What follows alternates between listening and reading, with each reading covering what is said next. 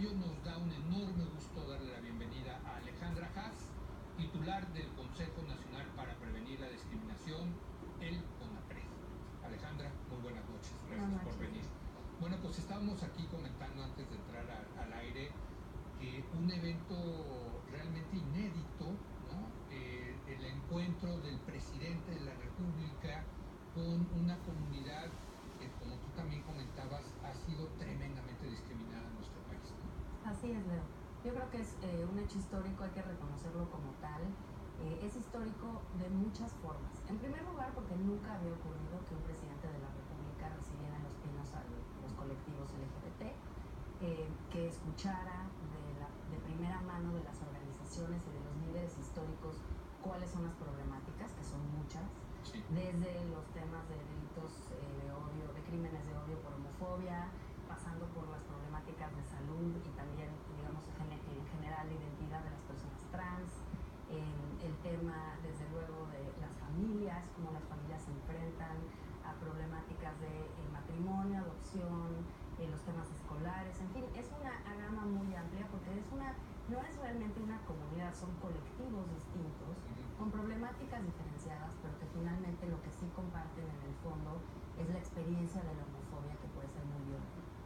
Somos un país muy homofóbico, de eso yo no tengo la menor duda, y esto está medido, ¿no? Mira, hemos sido un país homofóbico. Yo creo que hay un cambio generacional que es importante destacar. Hay una mucho mayor apertura de parte de los jóvenes. Esto es una cosa que no nada más ocurre en México, ocurre en el mundo, digamos, en el hemisferio occidental. Se ha medido que sí, el cambio generacional sí va a reflejarse de manera muy particular en esta agenda. Pero también alguna de las medidas, por ejemplo, que se anunció es hacer una campaña y trabajar sobre los contenidos de los libros de texto. Sí. Porque yo creo que, digamos, lo que subyace a la homofobia y a la lesbofobia y a la transfobia es el machismo, al fin y al cabo. Y el machismo se perpetúa por los estereotipos de género que se contienen, entre otras cosas, en nuestra publicidad, en nuestros libros de texto, en todos lados. Si nosotros le asignamos roles específicos a hombres y a mujeres y queremos encasillar a todo el mundo en el rol que le toca por el sexo con el que nació, entonces difícilmente podemos aceptar que haya fluidez en las identidades y fluidez en la toma de decisiones respecto de las personas con las que uno quiere estar, quiere formar una familia, etc. Ahora, yo estoy seguro que hay mucha gente que nos está viendo, Alejandra, y una de las medidas que anunció el presidente es el matrimonio igualitario. Es decir, que las lesbianas, los gays, los trans, en fin, todos ellos se puedan casar como se pueden casar las parejas heterosexuales. Y con todos los derechos, con el derecho de adoptar, en fin. Ahora, también hay que decirlo, esto pues trae cola, en el sentido de que la Ciudad de México con el gobierno de Marcelo Ebrard comenzó el sexenio pasado, hay unas resoluciones importantes, amparos de la Suprema Corte de Justicia, diciéndole digamos, amparando a parejas gays, en fin, todo esto lleva a esta cuestión del matrimonio igualitario, pero a lo que iba es que estoy seguro que mucha gente nos está viendo y les parece muy ajena la idea, y dicen, pero eso no es natural. ¿Qué les dirías? Digo, yo sé que les diría, pero quiero saber tú, en tu papel como presidenta del CONAPRED, ¿qué le dirías a una persona que dice, es que eso no, que haya matrimonio entre dos homosexuales no es natural? Yo primero diría que hay que pensar, Leo, que el matrimonio finalmente es una construcción jurídica. No es que sea natural el matrimonio, no existe en la naturaleza. Es una forma que crearon las personas para establecer un vínculo entre dos personas. Desde luego, la base, digamos, histórica del matrimonio pues viene del derecho romano, y desde el derecho romano se había concebido como una pareja entre hombre y mujer. Sin embargo, nada impide que esa figura jurídica se transforme de acuerdo primero con los tiempos, porque realmente estamos en un momento de la historia en donde después de 50 años de construcción del marco internacional de derechos humanos al cual México se ha adherido con gran entusiasmo en la suscripción de tratados ya establece que el derecho a la no discriminación es un derecho, incluso en nuestra Constitución, en el artículo primero, y por lo tanto, a la luz de ese derecho a la no discriminación, tenemos que revisar todas nuestras figuras jurídicas, no nada más la del matrimonio. En concreto, la del matrimonio es una figura jurídica que quizá en su momento se pensó para proteger con la finalidad de procrear. Yo creo que esta definición está totalmente superada.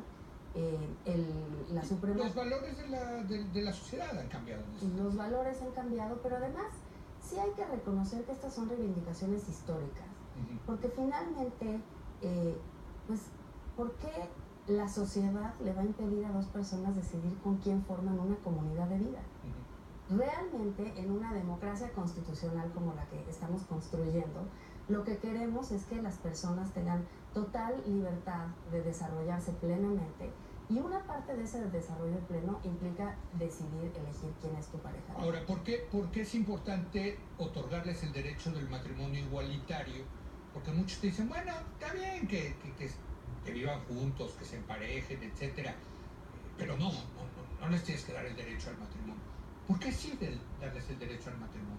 Yo creo que el primer tema... La misma comunidad lo demanda, pero, en fin, creo que es importante que nos digas los casos en donde las personas gays o lesbianas se sienten amenazadas porque no tienen esos derechos, ¿no? Sí, yo creo que hay un tema de derechos. Había antes del matrimonio en el DF una cosa que eran las sociedades de convivencia. Correcto.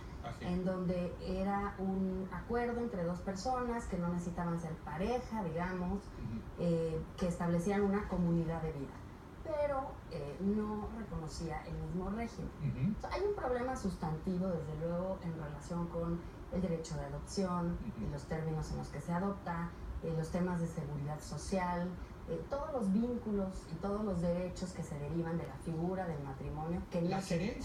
Las herencias, por ejemplo, el acompañamiento en caso de que una persona se accidente, quiera entrar la otra persona, en fin, la figura del matrimonio tiene como un arraigo social muy fuerte. Entonces, desde el punto de vista de la discriminación, cuando tú quieres darle a las personas gays o lesbianas un régimen jurídico distinto que no sea el matrimonio, lo que estás haciendo de facto es discriminar. Desde luego. Lo que estás haciendo es diciendo, tú no puedes tener el régimen de derechos y el reconocimiento social que tienen las parejas heterosexuales. Y eso es contrario al artículo primero constitucional. Desde luego, y eso sí lo dijo la Corte. Eso lo dijo la Corte. Y lo reconoce el presidente, y ahora está en la cancha del Congreso, ¿no?, hacer una ley federal, ¿no?, para que se reconozca en todo el país, ¿no? Bueno, está en la cancha del Congreso la reforma constitucional al artículo cuarto, y después está también en la cancha del Legislativo la reforma al Código Civil Federal, que si bien no resuelve el problema en todo el territorio, primero es un símbolo importante. El Código Civil Federal se tiene que modernizar, estaba realmente escrito en términos muy arcaicos. Además es un Código Civil que se aplica en los consulados de México en Estados Unidos, y no son pocos millones de mexicanos. Claro, porque hay que decirle a la gente que allá en Estados Unidos, o sobre todo en Estados Unidos, los que casan y esos son los cónsules a partir del Código Federal. Así es. Entonces, así había urgencia de reformar ese código, hay que discutirlo. Y la otra cosa, bueno, pues es que la reforma constitucional a lo que va a dar pie es a que se abran otros caminos jurídicos para presionar a las entidades federativas para que ellas a su vez legislen a nivel local. Ahora, también hay una parte que tiene que ver con la comunidad trans. Se les va a reconocer el cambio de sexo en sus actas de nacimiento. Esto también es algo que ya existe en algunas entidades federativas, en el DF existe. Sí. En concreto, es un tema súper importante, porque el derecho a la identidad es un derecho llave, que te abre la posibilidad de otros derechos. Si tu identidad sexogenérica no concuerda con lo que dice tu acta de nacimiento, es un problema muy serio para conseguir trabajo, para acceder a servicios de salud, para lograr que te den simplemente los servicios más básicos. Siempre vas a tener que estarte enfrentando a cuestionamientos, porque usted parece mujer y aquí su nombre es de hombre, ¿no? Entonces esto le genera una situación de discriminación muy fuerte a las personas trans. Y sí hay muchas complicaciones derivadas de que las entidades federativas no han legislado en este sentido. Aquí lo que ha sucedido, por ejemplo, hemos visto casos en que vienen las personas trans al DF a sacarse un acta de nacimiento, que es un acta de nacimiento que no sale testada para que nadie sepa que hubo un cambio de sexo y no estés todo el tiempo sometido a ese cuestionamiento. Pero entonces tienen dos actas de nacimiento, la de nacimiento de allá y la del DF que les expidieron acá. No funciona. La verdad es que eso da inseguridad jurídica a las personas, las pone en una situación de vulnerabilidad bárbara. Entonces eso se va a reformar en el Código Civil Federal. Otra vez ahí hay que presionar otra vez a las entidades federativas. O sea, independientemente de lo que lo haga a nivel federal, nivel federal, también hay que ir avanzando en las entidades. Y un trabajo importante con el Registro Nacional de Población, que está en la Secretaría de Gobernación, para poder ahí que las cédulas de identidad empiecen a reconocer las diversidades. ¿Cómo? O sea, el género no solamente hombre, mujer, sino transgénero, en fin. Te doy un caso, sí, ¿no? Hay niños que nacen siendo intersexuales, es sí, la I al final del LGBTI. Y en el caso de la intersexualidad es tener características femeninas y masculinas corporales, ¿no? Al nacer. Y para esta población, para las personas que están en esta situación, lo que se ha visto es una práctica médica terrible, que es operar a los niños en el momento en el que nacen porque el doctor decidió que va a ser de tal sexo y se acabó. En lugar de dejar que la niña o el niño se desarrolle con el tiempo y decida ella misma qué es lo que quiere ser. Para estos casos, por ejemplo, cuando tú emites un acta de nacimiento, estás reforzando, si tienes una casilla hombre y una casilla mujer, lo que estás reforzando es esta idea de que a fuerzas desde el día que naces tienes que saber qué eres. Ahora entiendo que en las actas de nacimiento que va a expedir el RENAPO, ya nada más dice sexo abajo y una raya, y eso da lugar a que quien registre pueda poner alguna alternativa. Todavía entiendo que no se ha llegado al nivel de detalle de saber cómo se va a decir, pero creo que son temas pendientes que hay que cuidar para facilitarle la vida a todos estos colegas. Ahora, es muy importante lo que anunció el presidente, y yo realmente escribí un artículo, lo aplaudo, me parece fantástico lo que anunció el presidente, pero todavía falta mucho camino para combatir la homofobia en México, ¿no? Tú me lo decías, estos colectivos son gente que sufre mucho, que sufre, hay mucha violencia hacia los gays, hacia los trans, en fin, de verdad mucha violencia, no solamente violencia, digamos, vocal, sino también física, ¿no? Sin duda, hay una comisión ciudadana que cuenta los crímenes de odio, porque desafortunadamente otra tarea pendiente es poder contar con un registro confiable de crímenes de odio. Normalmente cuando llegan a los ministerios públicos los ponen como crímenes pasionales, con este estereotipo de que todos los crímenes de odio por homofobia, todos los crímenes hacia una persona homosexual van a ser crímenes de su pareja, pasionales, etc. Eso es un estereotipo que hay que combatir, pero bueno, más allá de ese subregistro, la Comisión Ciudadana que cuenta los crímenes de odio por homofobia cuenta alrededor de 1.300 en 2 décadas. Yo creo que... No, pues no es nada, ¿no? Yo creo que es poco. Subestimados, ¿no? Pero son muy... ellos utilizan registros hemerográficos. Sí. Entonces es meramente lo que nos podemos enterar por la prensa. Pero los colectivos te hablan de toda la violencia que pasa en sus comunidades y es terrible, ¿no? Así es. Y hay mucha violencia también institucionalizada y normalizada.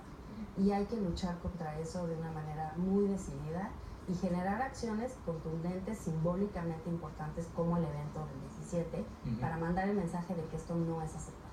Pues muchas felicidades, Alejandra. Yo sé que en parte esto es gracias a la labor del CONAPRED y lo que están haciendo cotidianamente ahí para evitar las discriminaciones a una comunidad tan importante como es la LGBTI. Es que ahora le han puesto más, ¿verdad? Más sigla. Gracias Alejandra Haas. Gracias, hacemos una breve pausa. Regresamos a analizar